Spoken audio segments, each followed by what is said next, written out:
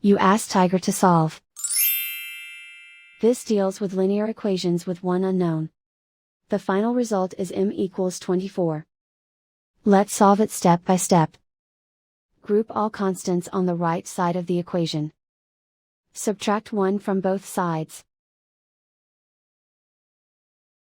Simplify the arithmetic.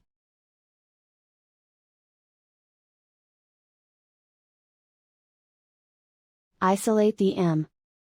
Multiply both sides by inverse fraction 3 over -1.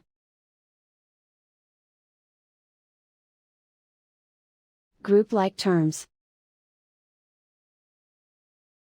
Multiply the coefficients. Simplify the arithmetic.